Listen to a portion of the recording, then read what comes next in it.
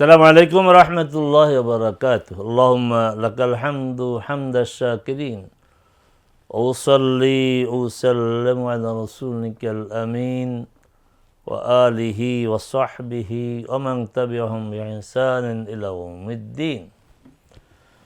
সম্মানিত দর্শক শ্রোতা ভাই বোনগণ, ফ্যান ভিশনের নিয়মিত আয়োজন আলোর পথ থেকে আপনাদের সবাইকে স্বাগত জানাই। কথা বলবো ইসলামের দৃষ্টিতে কৃপণতা বিষয়ে। কৃপণতার আরবি হচ্ছে আল বখল, আর যার মধ্যে কৃপণতা আছে তাকে বলা হয় বখিল।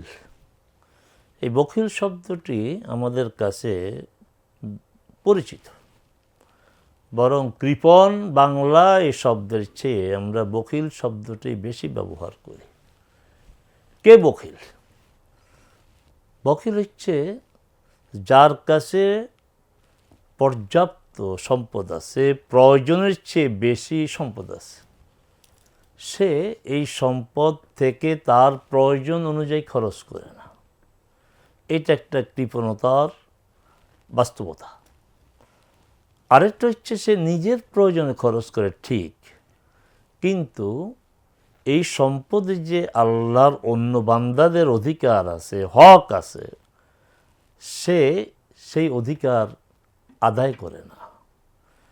অসহায় মানুষকে সে দান করে না। আত্মীয় স্বজন প্রতিবেশীর প্রতি সে আর্থিক যে দায়িত্ব পালন করার কথা তা করে না। এই কৃপণতা একটা নিন্দনীয় স্বভাব। আল্লাহ যাকে সম্পদের নেয়ামত দিয়েছেন তাকে বুঝতে হবে এই সম্পদ তার না, এই সম্পদ আল্লাহ তাকে দিয়েছেন।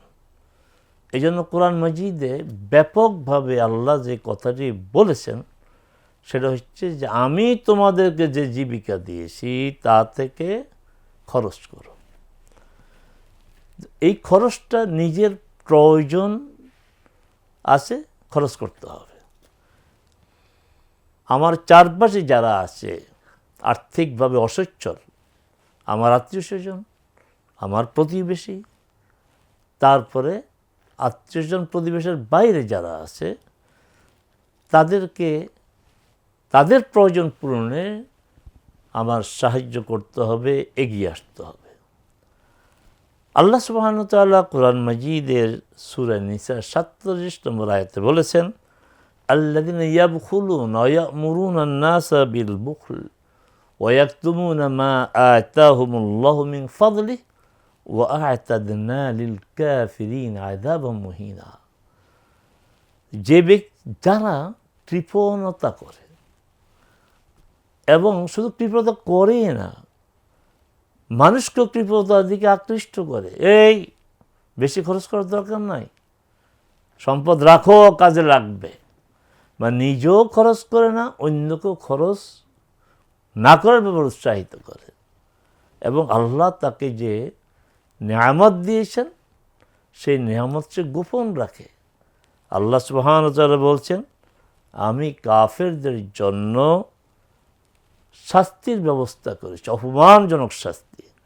তাহলে এই যে কৃপণতা, আল্লাহর নেয়ামতকে গোপন করা, এরপরে বলছে আমি কাফেরদের জন্য শাস্তি আমি প্রস্তুত করে রেখেছি, অপমানজনক শাস্তি। তো এই কথাটি সিগনিফিক্যান্ট। যারা কৃপণতা করে এটা মুমিনের স্বভাব না, এটা কাফেরের স্বভাব, যে সে নিজের সম্পদকে নিজের সম্পদে মনে করে যে এই সম্পদ আমার, এই সম্পদ ভোগ করবো আমি, এই সম্পদে কারো হক নাই। না, ইসলামের দৃষ্টিভঙ্গি পোষণ করে না। ইসলাম তার অনুসারীদেরকে যে দৃষ্টিভঙ্গি পোষণ করার শিক্ষা দেয় তা হচ্ছে সম্পদ তোমার হলো, এই সম্পদ আল্লাহর দেওয়া। অতএব এই সম্পদে অফি আমওয়ালিহিম হাক্কুন লিস-সাইলিল মাহরুম, যারা বঞ্চিত, যারা চায়, তাদের হক আছে, সে হক আদায় করতে হবে। আলোচনা শেষ করব রাসূল সাল্লাল্লাহু আলাইহি ওয়াসাল্লাম একটা হাদিস দিয়ে। রাসূল সাল্লাল্লাহু আলাইহি ওয়াসাল্লাম বলেছেন, সালাসাতুন ইউবগিদুহুমুল্লাহ মালিকুন কাযযাব ওয়া আইলুন মুস্তাকবির ওয়া গানিয়্যুন বাখিল। তিন শ্রেণীর প্রতি আল্লাহর বিদ্বেষ পোষণ করেন। ইউবগিদুহুমুল্লাহ, আল্লাহ তাদের প্রতি অসন্তুষ্ট, বিদ্বেষ পোষণ করেন। এক হচ্ছে মালিকুন কাযযাব, মিথ্যাবাদী শাসক।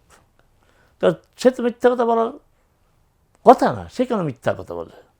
দেশের লোকদের পরিচালনার দায়িত্ব, শাসন করার দায়িত্ব তার। সে মিথ্যা বললে মানুষ আর কাছ থেকে সত্য আশা করবে।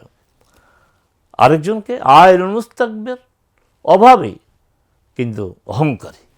আরে অহংকারী, তোমার অভাব আছে, অভাব পূরণ করার জন্য মানুষের সাহায্য প্রয়োজন, সহযোগিতা প্রয়োজন, আর সেখান থেকে কেন তুমি অহংকার করো?